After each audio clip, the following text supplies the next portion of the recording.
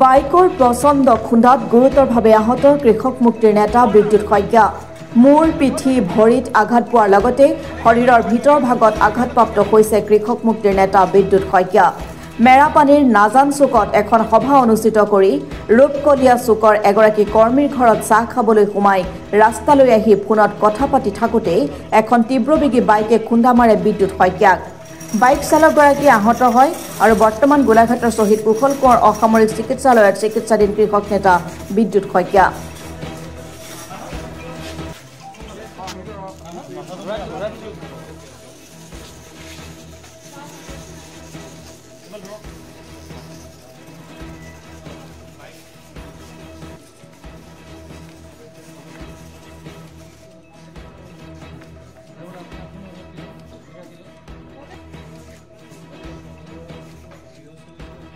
ৰখি আছিল আমি মানে মিটিং এখন কৰি আমাৰ ঘৰত সোমাইছিলোঁ। পিছত সোমাওঁতে মানে ইফালৰ পৰা বাইকখন আহি মানে দাদা ৰৈ থকাতে মানে খুন্দা মাৰি দিলে, পিছফালৰ পৰা মানে খুন্দা মাৰিলে। পিছফালৰ বাইকখন কিবা এইম লৈ পেলাই খুন্দি আছিলে নি? বাইকখনে কিবা এইম লৈ পেলাই খুন্দি? এইম লৈ নহয়, মানে তেখেতৰ মানে হেৰি হ'ল কুঁৱলী হেৰি কাৰণে চাগে অকণমান খাই কৰি থকা নেকি বাইকখনৰ তাৰমানে তেনেকুৱা নিচিনা। বাইকখন আছেনে গ'লগৈ?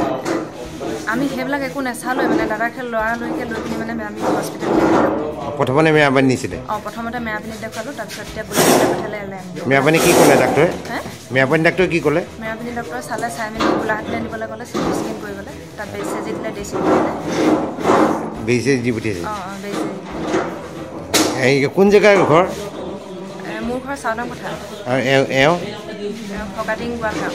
ফকাটিঙৰ গোৱালগাঁও ঘৰলৈ আহিছিলে?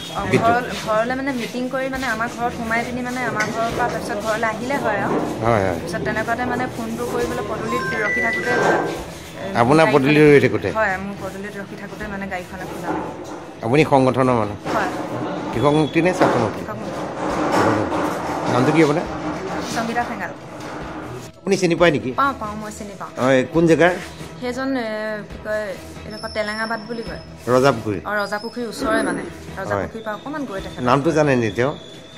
মই মানে এনেই গাঁৱত মতা নামটোহে জানো, বুঢ়া ভাই বুলি কয়, এইটো নাম নাজানো মানে। বুঢ়া গোহাঁই? বুঢ়া ভাই। তেওঁ কোনখিনিত ঘৰ? তেওঁ ঘৰ ৰজাপুখুৰীৰ ওচৰতে। ৰজাপুখুৰীৰ ওচৰত। তেওঁ দুখ পাইছে নেকি? তেওঁ দুখ পাইছে, হ'লেও তেওঁক মানে চাবলৈ গৈ তেখেতৰ ঘৰৰ মানুহ আহি তেওঁ নিলে।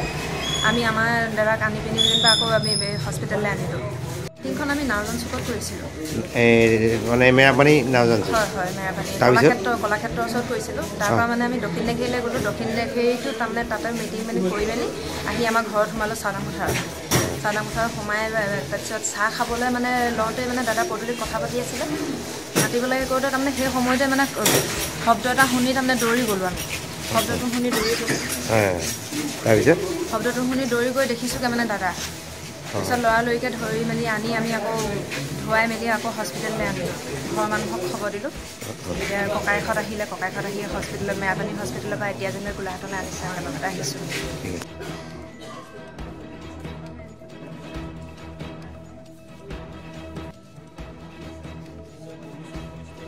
গোলাঘাটৰ পৰা প্ৰকাশ শৰ্মাৰ ৰিপৰ্ট, অসম টুডে।